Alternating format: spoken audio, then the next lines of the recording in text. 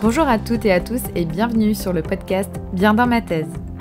Si vous êtes actuellement étudiant et que vous vous posez des questions sur le doctorat, qu'est-ce qu'un doctorat, pourquoi faire un doctorat et comment s'y prendre, si vous êtes déjà actuellement doctorant et que vous souhaitez entendre des retours d'expérience de d'autres doctorants, être inspiré et surtout vous rendre compte que vous n'êtes pas seul, ou bien si vous êtes déjà docteur et que vous souhaitez en apprendre plus sur d'autres domaines que le vôtre. Bienvenue, je m'appelle Mathilde, je suis actuellement en 3e année de doctorat et je suis la fondatrice de Bien dans ma thèse.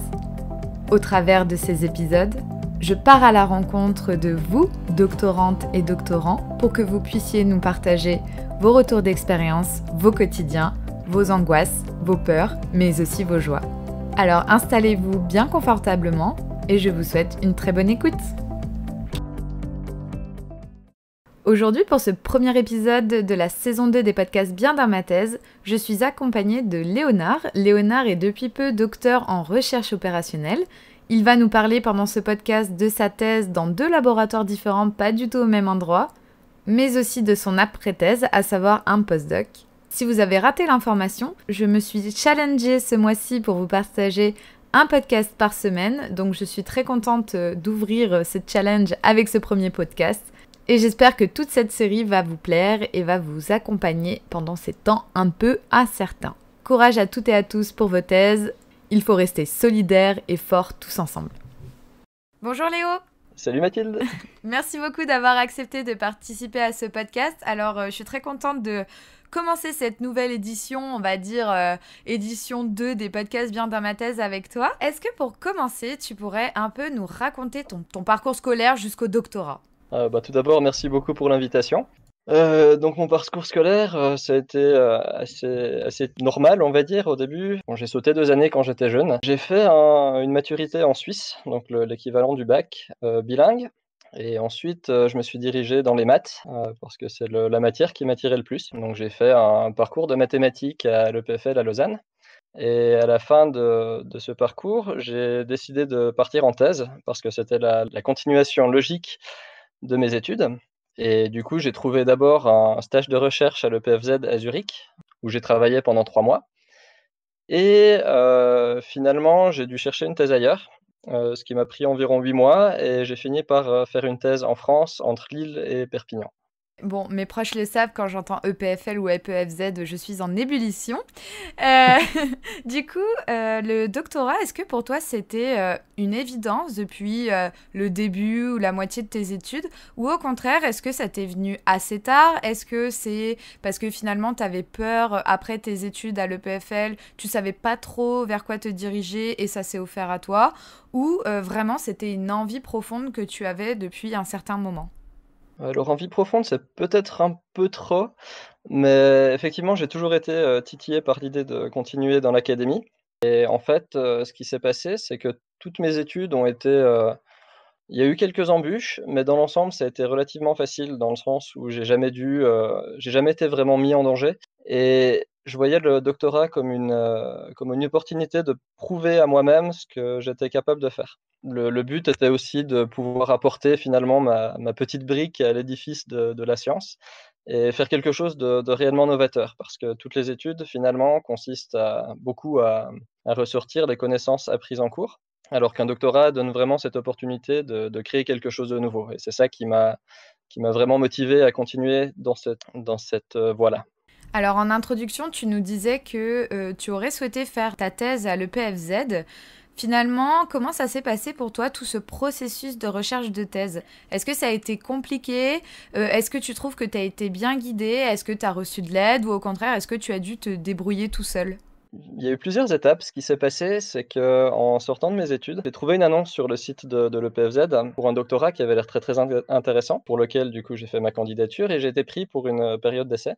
Il y a eu un peu un malentendu avec le professeur en question et donc j'ai passé les 3 mois de mon stage de recherche, en fait, à essayer de trouver un sujet qui me passionne pour les 3 années à venir et quelque chose sur lequel je serais capable de travailler, de faire des réelles avancées. Or, de son point de vue, c'était plus une manière de me tester et de me faire travailler sur un seul sujet pour lequel je serais capable de lui sortir en 3 mois des résultats déjà probants et lui prouver que j'avais les capacités. Et sur la base de ce malentendu, finalement, il a été décidé, de pas continuer l'expérience parce que, voilà, j'ai switché de sujet, régulièrement pendant les 3 mois et donc n'ai pas obtenu finalement de résultats suffisants pour le professeur en question.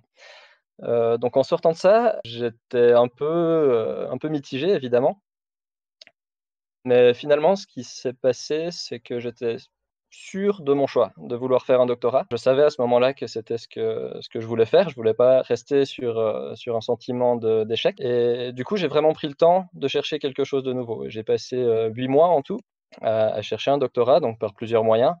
Que ce soit les sites internet des universités et finalement, j'ai trouvé par une mailing list du domaine qui m'intéressait. À la fin, en fait, j'ai fait une quinzaine de candidatures pour trouver ma thèse. J'ai eu 3 offres à la fin, une en Autriche, une en Allemagne et une en France et j'ai choisi celle en France.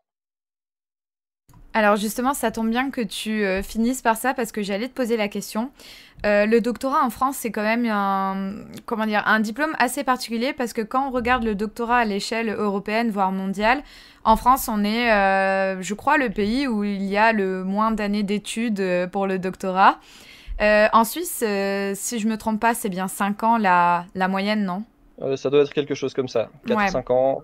Et du coup, j'avais vu que déjà un doctorat en Suisse est assez différent du doctorat en France parce que souvent ils partent du principe que tous les doctorants font de l'enseignement et donc on est relativement souvent à 80%.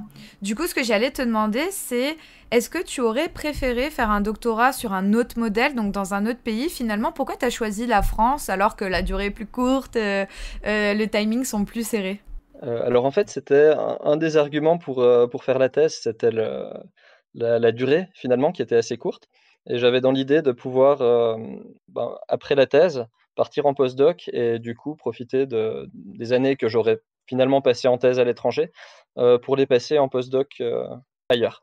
Ensuite la thèse en France avait plusieurs avantages par rapport aux autres que j'avais. En particulier, la thèse se passait dans 2 endroits différents, donc Lille et Perpignan.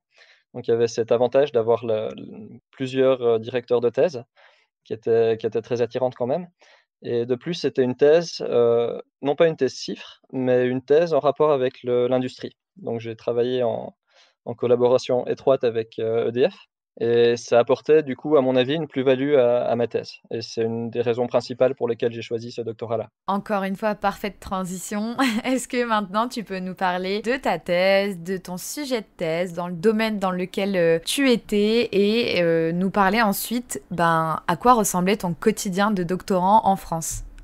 Avec plaisir. Donc ma thèse, le sujet, c'est conception et tarification de nouveaux services en énergie dans un environnement compétitif. Évidemment, le contenu de la thèse n'est que, moyennement relié au titre. En fait, l'idée, c'était de faire de l'optimisation sur les prix de l'électricité. Il y a plusieurs concepts là-dedans. Le concept principal, c'est ce qu'on appelle le demand side management, qui consiste à adapter la demande d'électricité à la production au lieu d'adapter la production à la demande. Et pour arriver, à adapter la demande, en fait, on va adapter les prix et on va essayer d'adapter les prix de manière optimale.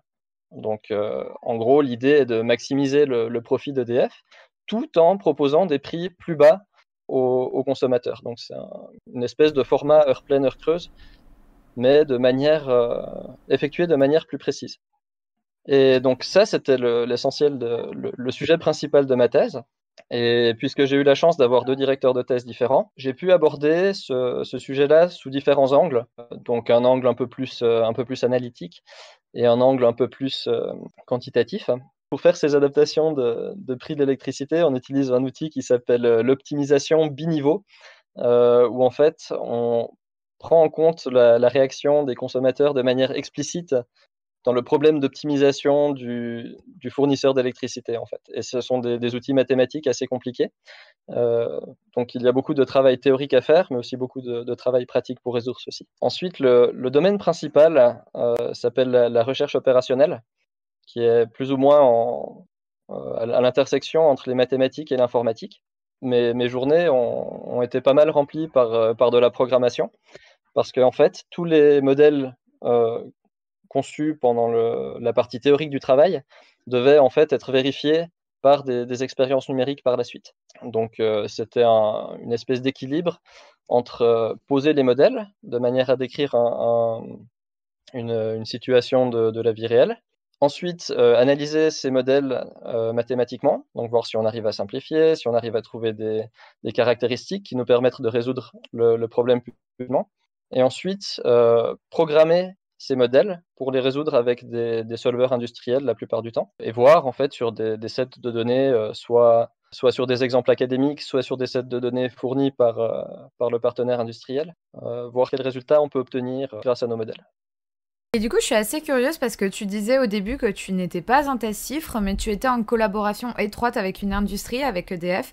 Comment ça s'est passé cette collaboration? Est-ce que tu avais beaucoup de présentations à fournir à l'entreprise, vu que tu n'étais pas en contrat chiffre? Au niveau de, pareil, la confidentialité de ton sujet, est-ce que ça te posait problème pour, par exemple, partir en conférence ou présenter tes travaux de thèse? Comment ça s'est passé, du coup, cette relation avec l'entreprise sans être en thèse chiffre?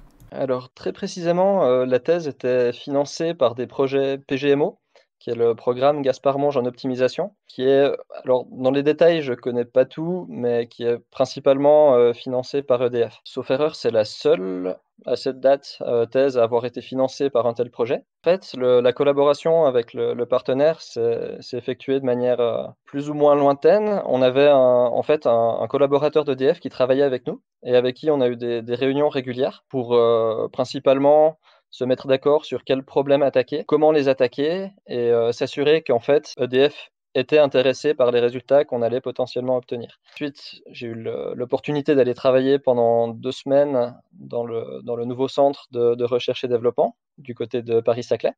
Et sinon, j'ai eu l'opportunité d'aller régulièrement, en fait, donner des présentations, que ce soit dans le cadre de conférences organisées par en l'occurrence, le programme Gaspard-Monge ou dans des séminaires d'équipe au sein de la recherche et développement d'EDF. Et là, je vais te poser une question un peu plus sociale. C'était pas trop compliqué d'être à Lille et à Perpignan en même temps pour nouer des relations et avoir une vie sociale assez active? Alors c'est une excellente question et en fait, pour ça, j'ai eu, je pense, pas mal de chance parce que mes séjours à Lille et à Perpignan ont été assez séparés. J'ai fait d'abord 1 année et demie à Lille avant de faire, un semestre à Perpignan, de nouveau un semestre à Lille, un semestre à Perpignan et du coup de passer à chaque fois des durées suffisamment longues pour avoir le temps de tisser des liens. Donc, de ce point de vue-là, ça s'est plutôt bien passé et bon, j'ai de la chance d'être assez social donc, pour ça, j'ai pas eu de problème à m'intégrer dans les équipes, que ce soit, à Lille où le labo était un labo d'informatique, enfin c'était INRIA, donc l'ancien, Institut national de recherche en informatique et automatique, où en l'occurrence l'ambiance était assez geek et le laboratoire du CNRS dans lequel j'ai travaillé à Perpignan, où l'ambiance était beaucoup plus, hippie, on va dire peut-être, avec, beaucoup plus de gens, très débrouillards, à travailler avec des AMAP, ce genre de choses. Ça m'a permis de rencontrer beaucoup de gens de beaucoup d'horizons divers. Ouais, je vois, donc c'est super cool pour toi. Et justement, comment ça s'est passé, ta relation avec tes différents directeurs, directrices de thèse, ton équipe encadrante, sachant que, voilà, je suppose que tu ne pouvais pas les voir tout le temps, que ce soit ceux à Perpignan, ceux à Lille. Du coup, ça peut peut-être amener une certaine distance dans vos échanges. Peut-être qu'il y a une équipe avec qui tu t'es senti plus proche qu'une autre. Voilà, enfin, si tu pouvais nous parler un peu de comment s'est passé tout ça. Alors ça a été un peu un grand 8 émotionnel, pendant toute la thèse. Je me suis rendu compte que bon, de toute façon, la relation avec ces DT est un point, absolument essentiel de toute thèse, à mon avis. Et il s'agit de trouver vraiment les personnes avec qui on est capable de travailler de la meilleure manière possible. Bon, de toute façon, je suis tout à fait convaincu que la relation avec les directeurs de thèse, façonne énormément une thèse. C'est justement une des choses qui ont fait qu'à Zurich, ça n'a peut-être pas fonctionné. C'est beaucoup des questions de compatibilité, en fait, entre enfin, entre le doctorant et son directeur de thèse. Et effectivement, la relation était très différente avec chacun de mes 2 DT. Et au final, le travail aussi était très différent parce que le focus n'était pas forcément le même et du coup, j'ai eu plus de facilité avec l'un qu'avec l'autre. Mais dans l'ensemble, c'est allé, je suis arrivé au bout, donc tout va bien. Du coup, toi, tu le vois véritablement comme une richesse, le fait d'avoir fait ta thèse à deux endroits, parce que je sais que certains doctorants, doctorantes, souvent sont un peu perplexes quant au fait d'accepter finalement des thèses qui sont dans deux endroits différents. Par exemple, parfois, il y a des financements européens qui font qu'une thèse va se faire pendant la moitié du temps dans un pays, la moitié du temps dans un autre pays. Et c'est vrai que ça effraie beaucoup finalement à se lancer dans ce genre de contrat. Toi, du coup, tu vois vraiment ça comme un atout. Oui, tout à fait. En fait, je me suis rendu compte que ça permettait d'apporter comment dire? Une espèce de vague de fraîcheur dans la thèse, de pouvoir changer d'environnement régulièrement. Ça permet justement de voir des nouvelles approches, de changer d'environnement, puis ouais, vraiment d'avoir des idées nouvelles, de changer un peu de sujet et de débloquer pas mal de choses, en fait. Ça permet de prendre du recul sans perdre de temps, finalement. Passer sur un autre sujet, continuer de travailler en fond, en fait, sur le projet, à l'autre endroit géographique. Du coup, ça permet de travailler en fait en plus ou moins en parallèle avec, une tâche principale et une autre tâche en fond et du coup d'avancer finalement un peu sur tout. Mais Et du coup, est-ce que tu étais bien dans ta thèse? alors ça dépend. C'était effectivement un grand 8 émotionnel. Il y a des moments qui ont été géniaux, il y avait des moments qui ont été évidemment plus difficiles, pour toutes sortes de raisons. Heu, je pense que c'est important de toute façon de beaucoup parler, de rester en contact social, en fait, finalement, avec les gens, avec les autres doctorants qui partagent les mêmes expériences et merci pour le Discord, d'ailleurs, même si c'est venu après ma thèse, c'est absolument génial. Je suis persuadé que c'est possible de bien passer sa thèse et je le souhaite à tout le monde. Parce que c'est une expérience qui permet de beaucoup se construire, qui apporte beaucoup et qui nous apprend aussi beaucoup sur nous-mêmes. Alors justement, non, les transitions sont parfaites, Léo. J'allais te demander, donc maintenant tu es actuellement en postdoc. Je voulais savoir si c'est pareil, une volonté que tu as eue tout au long de ta thèse, ou si le postdoc, tu y as songé à la fin de ton doctorat. Est-ce que tu peux nous parler aussi un peu de ton postdoc, comment tu l'as trouvé, comment s'est passée cette recherche de postdoc? Et finalement, qu'est-ce que ta thèse t'a apporté comme compétences, comme tu viens de le dire, sur le plan humain et scientifique, qui t'ont mené finalement jusqu'à être en postdoc actuellement? Alors la recherche de postdoc s'est effectuée de manière beaucoup plus aisée que la recherche de doctorat, parce que j'ai eu la chance de rencontrer beaucoup de personnes pendant mon doctorat. Notamment un postdoc à Perpignan qui venait du Chili et avec qui on a une bonne collaboration en fait pendant ma thèse et lui m'a proposé de postuler à une thèse, au Chili, à Santiago et donc j'ai postulé dans l'espoir de me faire connaître des chercheurs chiliens et de pouvoir ensuite décrocher un financement dans une université, régionale au Chili et finalement la première postulation a fonctionné. Donc je m'étais vraiment pas beaucoup posé la question de l'avenir. C'est une erreur que j'ai faite d'ailleurs. En doctorat, j'ai l'impression que c'est très important de préparer la suite et au moment où j'ai commencé à m'en rendre compte, j'étais déjà sur la rédaction, sur le sprint final où on pense, plus à rien qu'à terminer sa rédaction. Justement, on m'a proposé de candidater à ce postdoc. C'était 4 pages de dossier à remplir. J'ai fait ça, assez rapidement et ça a suffi pour convaincre les gens là-bas. Donc ça s'est fait un peu sur une espèce de coup de chance. C'était pas vraiment un choix ou quoi que ce soit et l'idée derrière, c'était de partir au Chili et réfléchir, à mon avenir justement, prendre ce temps que j'avais pas eu pendant la thèse et finalement, je suis très heureux d'être allé jusque là-bas, malgré les les quelques événements, qui ont rendu l'expérience assez particulière. Mais, voilà, donc le postdoc, c'était plus un hasard qu'un vrai plan de carrière. Et du coup, tu disais que pour toi, tu aurais dû réfléchir un peu plus tôt à ton avenir. Tu dis ça maintenant avec le recul. Tu penses que vraiment réfléchir à l'après-doctorat, c'est quelque chose qu'on devrait faire, en tout cas, plus tôt que au moment de la rédaction, parce que c'est vrai que je trouve qu'il y a deux écoles. Il y en a qui disent, ben on verra après la rédaction. Il y en a qui, effectivement, s'y prennent assez tôt.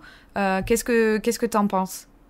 Alors j'ai l'impression que s'y prendre assez tôt, ça permet de je me trompe peut-être vu que j'étais pas dans cette situation-là. J'ai l'impression en fait d'avoir fait une thèse où j'ai foncé dans tous les écueils qui se présentaient Et du coup, je suis très fort pour donner des conseils sur ce qu'il ne faut absolument pas faire. Donc à mon avis, il faut préparer parce que ça permet de donner un horizon, en fait, à son après-thèse et d'avoir quelque chose à quoi se raccrocher, en fait, pendant la rédaction. Donc quand je me suis retrouvé à écrire mes chapitres, j'avais rien d'autre en tête que finir ma thèse et c'est tellement, c'est une tâche, assez titanesque, n'exagérons rien, mais quand même assez compliquée.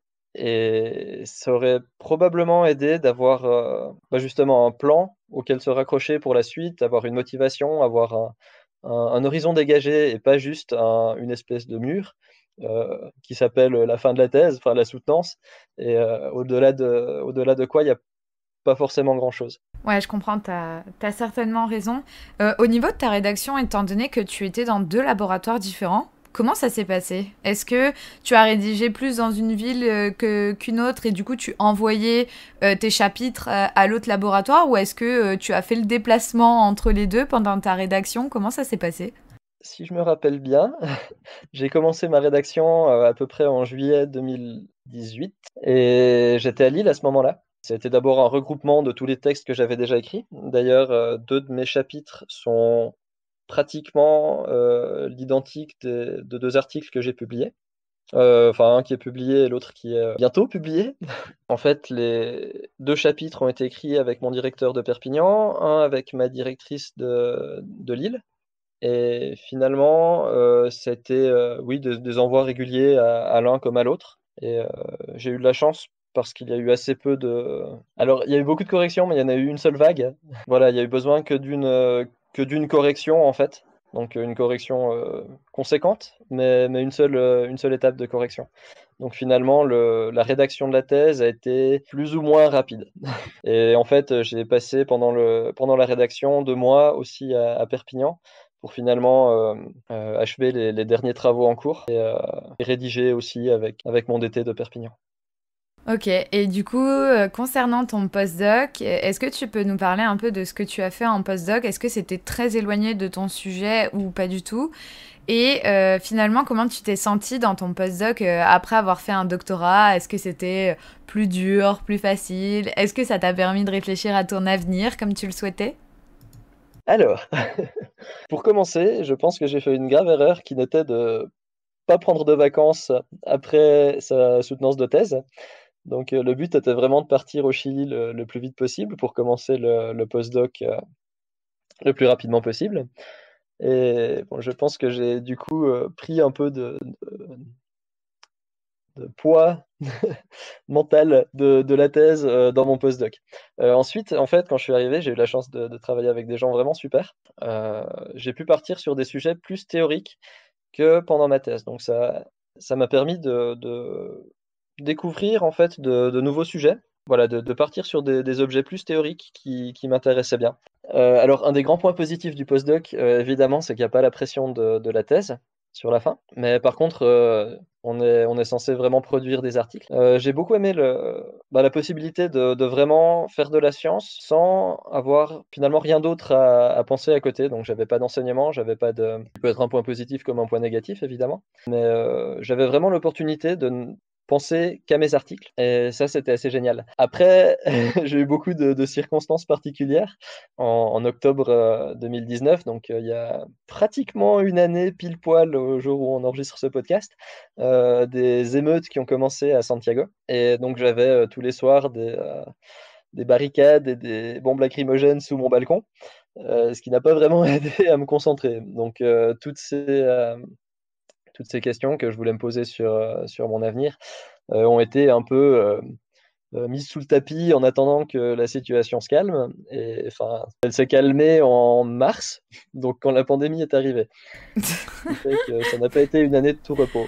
Enfin 2 années J'imagine. D'accord. mais le postdoc en tant qu'expérience était, très intéressant et à mon avis plus agréable que la thèse dans la mesure où il y a pas la pression de la fin, il y a pas la pression de la rédaction et finalement on peut juste se consacrer à la recherche pure. Avec du recul, est-ce qu'il y a des choses que tu aurais aimé changer sur le Léo pendant le doctorat vis-à-vis, par exemple, de ton mindset, de comment tu travaillais, des expériences que tu as pu vivre voilà, est-ce qu'il y a des choses que tu ferais différemment? Oui et non. Non, dans la mesure où finalement, j'ai eu beaucoup de galères pendant ma thèse, j'ai l'impression. Mais en même temps, la thèse à laquelle je suis arrivé, ça m'a pris du temps, mais maintenant j'en suis fier. Après, oui, il y a plein de choses que j'aurais voulu faire différemment. J'aurais voulu être plus organisé, j'aurais voulu être plus efficace, apprendre plus de choses, diversifier plus mes recherches peut-être, réussir à apporter plus d'idées. Mais, heu, mais finalement, je pense avoir passé une bonne thèse, avoir quand même bien profité aussi. Dans l'ensemble, je crois que c'est une thèse qui me ressemble et de ce côté-là, non, je pense que j'aurais rien changé. Et si tu avais des conseils à donner aujourd'hui à des étudiantes, étudiants qui recherchent un doctorat, que ce soit en France ou à l'étranger, qu'est-ce que tu voudrais leur dire?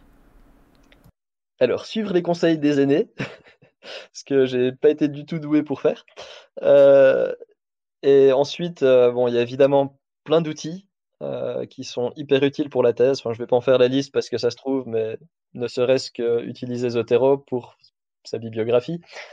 Heu et en fait, on a la chance maintenant d'avoir énormément de ressources, que ce soit le Discord PhD Students, par exemple, mais sur Twitter aussi, il y a plein de personnes à suivre. Demander conseil, clairement, aux gens qui sont déjà passés par là.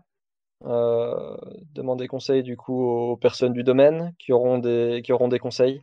Avant de commencer une thèse, le plus important, à mon avis, c'est de trouver des directeurs de thèse qui nous conviennent. Parce que je suis assez convaincu on peut finir une thèse, dans un sujet qui nous passionne pas avec des directeurs géniaux et ce sera beaucoup plus facile que faire une thèse avec des directeurs moyens dans un sujet qui nous passionne.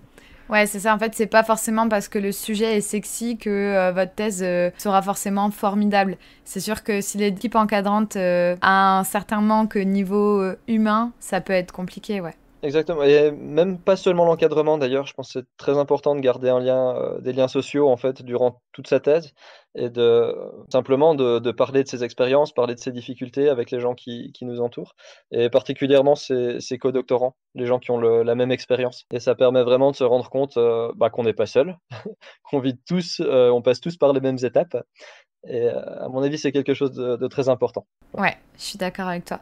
Et une dernière question, du coup, est-ce que tu souhaiterais aujourd'hui continuer dans le monde de la recherche ou, étant donné que tu as déjà touché au monde industriel, tu souhaiterais plutôt bifurquer vers l'industrie suite à ton postdoc? Oui, je pense que c'est quelque chose qui va te parler parce que, j'ai décidé de revenir en Suisse pour travailler, heu et en fait, je pense que dans l'académique, ça risque d'être beaucoup trop compliqué et je suis pas suffisamment passionné par la recherche académique en elle-même pour faire les sacrifices qui seraient nécessaires à ça. Donc, en ce moment, je cherche plutôt quelque chose dans l'industrie, tout en sachant, en ayant travaillé du coup avec des industriels, qu'il y a aussi des challenges très intéressants et que, je pense avoir les moyens de trouver quelque chose qui m'intéresse prochainement. Alors en fait, le truc c'est que tout le monde veut venir en Suisse et du coup en fait, autant je pense que je pourrais devenir prof si je voulais, mais ça serait, je sais pas, dans une petite université paumée, au milieu des États-Unis et ça m'intéresse pas en fait. Ouais, c'est un peu l'idée. Mais même je pense Neuchâtel ou Fribourg, c'est déjà compliqué.